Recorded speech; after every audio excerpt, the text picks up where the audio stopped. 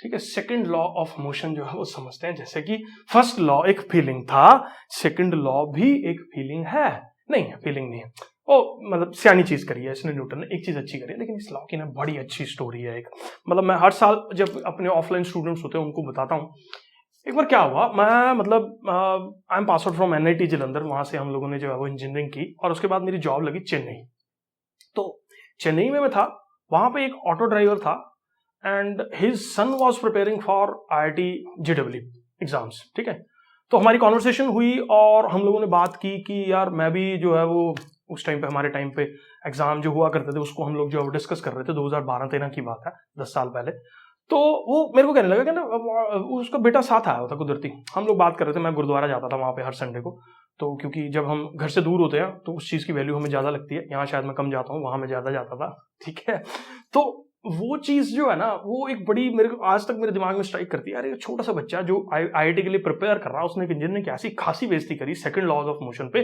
मैं देखता हक्का बक्का रह गया मैं बैठ के, भाई क्या हुआ क्या। मैं जा रहा हूँ, मेरे को कहता आप जो है वो कॉम्पिटिटिव एग्जाम्स क्लियर करके आपने, मैं कहा हाँ जी मैं NIT जलंधर से जो पास आउट हूँ।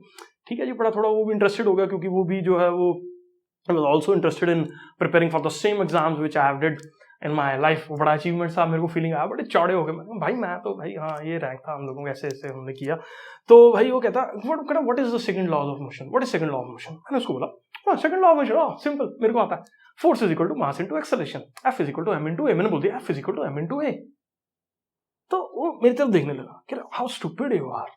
मैंने कहा क्यों भाई, क्या बात होगी भाई। मैं तो स्टूपिड बोल रहा है यार, force is equal to mass into acceleration second law of motion है। मैं तो स्टूपिड बोल रहा है यार, तो मेरे को यार मजाक हो गया भाई मजाक हो गया क्या। वो कहने लगा, कह रहा भाई I am not asking you about the formula of second laws of motion, you are telling me the formula of second law of motion. आप मेरे को फॉर्मूला बता रहे हैं भाई सेकंड लॉ ऑफ मोशन। मैंने सेकंड लॉ ऑफ मोशन पूछा, law of motion is not the formula of motion, it is very different from the formula of motion. Law of motion is what is given here. बच्चे क्या गलती करते हैं इसके अंदर, F is equal to m into a करते हैं। F is equal to m into a is the formula of second law of motion, not the second law. Law is something else, not the formula. Formula is the mathematical depiction of that particular law. Formula एक mathematical depiction है भाई, law ना है वो, समझे।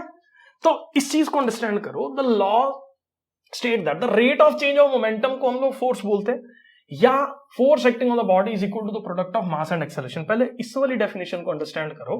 Force acting on the body is equal to the product of mass and acceleration, F is equal to m into a।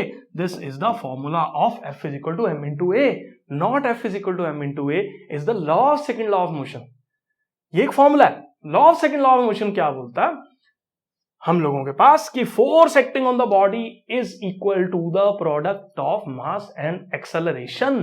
ये हमारे पास जो है वो सेकंड लॉ ऑफ मोशन। गलतियां नहीं करनी, मैथमेटिकल चीजों को और लॉस को सेग्रीगेट करके जो अंडरस्टैंड करो। लॉ में आपको पूरा का पूरा लॉ बताना है जो न्यूटन ने जो है वो अपने पास बताया था।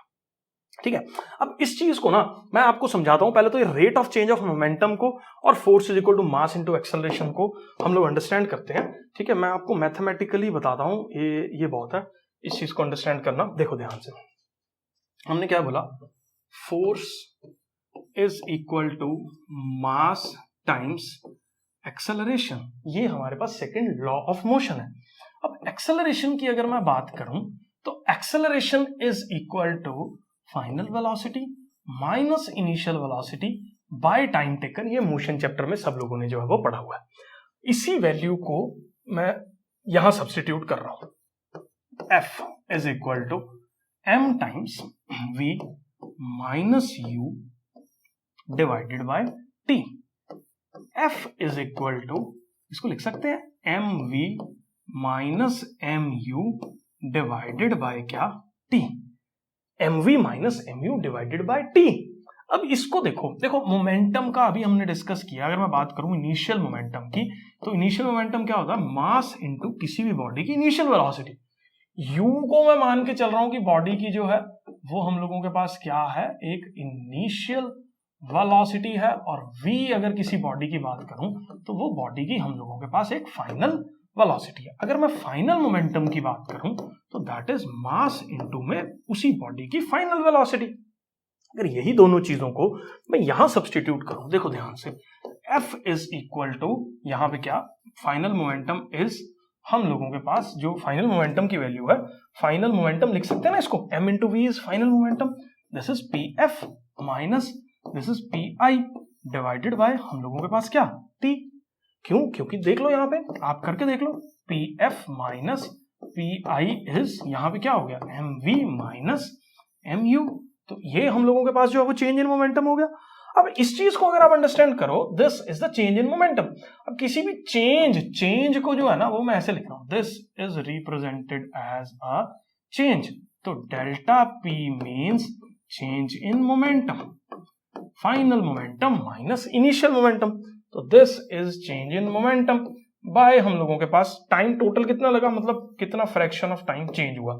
तो इसको भी मैं डेल्टा टी लिख रहा हूं, मतलब delta T is actually T, कितना टाइम लग रहा है, मतलब ये होने में, इनिशियल से फाइनल होने में जो टाइम लग रहा है उस चीज को मैं डेल्टा टी से रिप्रेजेंट कर रहा हूं। तो यहां से एक चीज आप अंडरस्टैंड करोगे अगर, तो वो मेरे पास जो है वो क्या आ रहा है, force is equal to delta p by delta t. Force की एक और डेफिनेशन जो है वो आपके सामने आ गई। व्हाट? फोर्स की डेफिनेशन देखो ध्यान से, एक तो मास into acceleration, second law of motion का जो है वो प्रोडक्ट हो गया।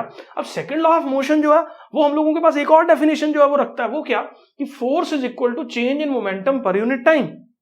क्या बोला मैंने? Force is equal to change किसके अंदर, in momentum P per unit क्या, time. Force is equal to, या इस change in momentum per unit time को बोलते हैं रेट ऑफ चेंज ऑफ, मतलब this force is actually rate of change of momentum, change in momentum per unit time. अब change in momentum per unit time is same as rate of change. Rate of change मतलब change in momentum per unit time.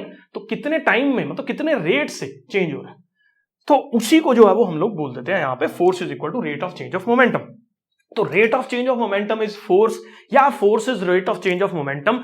ये mathematically काफी ज्यादा important है। मैं यहां पीछे हट जाता हूं, आप स्क्रीनशॉट लेके जो है वो इसको अपने पास नोट कर लो कि ये एक डेरिवेशन के तौर पे जो है वो हम लोगों के पास आ जाता है। ठीक है, कई बार ना मैंने देखा है यार, एक तो कई बार टीचर्स बहुत बड़ी बेवकूफी कर देते हैं, वो कर देते हैं प्रूव दैट। एक चीज देखना, क्वेश्चन आता पेपर में, कई बार मैंने गधों को इस तरह का पेपर सेट करते हुए देखा, prove that F is equal to what, delta P by, prove the second law of motion that force is equal to rate of change of momentum।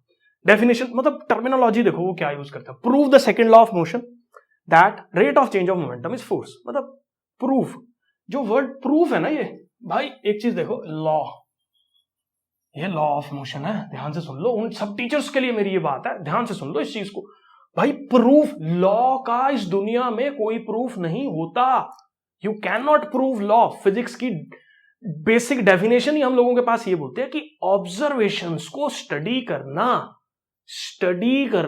Prove करना नहीं। इस चीज को आपको अंडरस्टैंड करो। आप बिल्कुल जब इस तरह से फिजिक्स पढ़ा रहे हो ना, इस तरह के पेपर के अंदर क्वेश्चन जो है वो घटिया पूछ रहे हो ना, तो आप लोग एकदम बेसिक डेफिनेशंस के उल्ट चल रहे हो। प्रूफ का मतलब आप लॉ को प्रूफ कर दोगे, इतने बड़े हो गए भाई तुम लोग, भगवान से ऊपर हो गया, लॉ को प्रूफ कर दोगे। लॉ को कोई नहीं प्रूफ कर सकता। Law is the understanding of physics. आप यहां पे वर्ड इस्तेमाल करो डिराइव, डिराइव जो है वो वर्ड इस्तेमाल करो कि फोर्स की value delta p by delta T है, उसकी तो अंडरस्टैंडिंग समझ में आती है, डेरिवेशन होंगी फिजिक्स में, प्रूफ कर दोगे क्या मैथमेटिकली? मैथमेटिकल लॉ प्रूफ होता है? कमाल होगी यार तुम्हारी। चलो अगर कोई देख रहा था तो ठीक है, बच्चों को तो मेरा हमेशा प्यार है भाई, बच्चों के साथ हम लोग ऐसे बात नहीं करते हैं, ठीक है, लेकिन हाँ कुछ गधे हैं जिनको ही बोलना पड़ता है, ठीक है। एनीवेज, अब भाई ये सवाल बड़ा इंपॉर्टेंट है। अब दो चीजें हम लोग अंडरस्टैंड कर चुके हैं, वो मैं यहाँ पे लिख रहा हूँ। पहली अंडरस्टैंडिंग ये है कि force is equal to mass into acceleration. दूसरी अंडरस्टैंडिंग हम लोगों के पास क्या है, force is equal to mv minus mu by t, या इसको हम लोग delta p by delta t भी लिख देते हैं। बहुत इंपॉर्टेंट क्वेश्चन है पेपर पॉइंट ऑफ व्यू से। मान लो आप क्रिकेट खेल रहे हो और आपने एक ने बॉल मारी और सामने से बॉल आते आते आपने कैच करी, और आप अपना हाथ जो है वो ऐसे पीछे लेके जा रहे हो, कैच करते हुए आपने हाथ जो है वो पीछे की साइड पे लेके गए। अब पीछे की साइड पे आप हाथ लेके जाने का क्या कॉन्सेप्ट है, देखो बॉल बहुत तेज आ रही थी, मान लो इनिशियली बॉल आ रही थी 50 में, और आपके हाथ में आके, बट ऑब्वियसली उसमें रुकना है, सिंपल सी बात। आपके हाथ में आगे बॉल ने क्या करना है, रुकना है, सिंपल सी बात, क्योंकि आप बॉल को कैच कर रहे हो। अब ये रुकना है बॉल ने, यहां पुट करो जरा ये फॉर्मूला, क्या F इज इक्वल टू, मान लो बॉल का मास है 50 ग्राम, या छोड़ो 1 किलो ले लेते हैं, हमारी कैलकुलेशन आसान हो जाएंगी। Mass is 1 kg, change in velocity is 0 - 50 by T. Force कितना आ गया देखो हमारे पास, -50, सॉरी ये हो गया हमारे पास माइनस का 50 डिवाइड, इसको ना ध्यान से अंडरस्टैंड करना है यार, देखो दिमाग चलाओगे तो फिजिक्स समझ में आएगा। ये बन गया, मैंने टी, आपके दिमाग में आ रहा होगा टी तो सर ने बोला ही नहीं, टी तो मैं वही चीज बता रहा हूँ, टी इनवर्स प्रोपोर्शन है। देखो यहाँ पे जितना ज्यादा टाइम लगेगा, डिनोमिनेटर में है टाइम, मान लो मैं 10 सेकंड्स पुट कर रहा हूँ तो फोर्स कितना लग रहा है 5 न्यूटन, मान लो 20 पुट कर रहा हूँ यहाँ पे, फोर्स कितना लग रहा है हमारे पास 2.5, मान लो यहाँ 100 पुट कर रहा हूँ, फोर्स कितना 0.5। तो आप एक चीज नोटिस कर रहे हो, जैसे जैसे मैं टाइम की वैल्यू को बढ़ाता जा रहा हूँ, टाइम की वैल्यू को जो है वो मैं क्या कर रहा हूं, यहाँ पे इंक्रीज कर रहा हूं इस पर्टिकुलर जगह पे, तो फोर्स की वैल्यू कम हो रही है। भाई मैं हाथ पीछे लाके टाइम को इंक्रीज कर रहा हूं ताकि मेरे हैंड पे फोर्स की जो वैल्यू है वो क्या लगे, लेस लगे। इसीलिए एक प्लेयर जो है वो अपना हाथ पीछे की साइड पे जो है वो खींचता है ताकि उसके हाथ के ऊपर जो फोर्स है वो कम लग सके। तो मैं एज्यूम करके चल रहा हूं बेटा जी, ये पर्टिकुलर क्वेश्चन जो है वो आपको क्लियर है, काफी इंपॉर्टेंट है पेपर पॉइंट ऑफ व्यू से, इसलिए मैंने डिस्कस कर लिया। इस तरह के कई बार मैंने देखा टीचर्स को घटिया सवाल पूछ लेते हैं कि 1 न्यूटन जो है वो क्या होता है, मतलब टीचर्स को हम लोग क्या बोले। देखो फोर्स इज इक्वल टू हमारे पास मास इंटू एक्सेलरेशन है। मान लो हमारे पास एक बॉडी है जिसका मास है हमारे पास कितना 1 kg, एक्सेलरेशन बॉडी की है 1 मीटर पर सेकेंड स्क्वायर।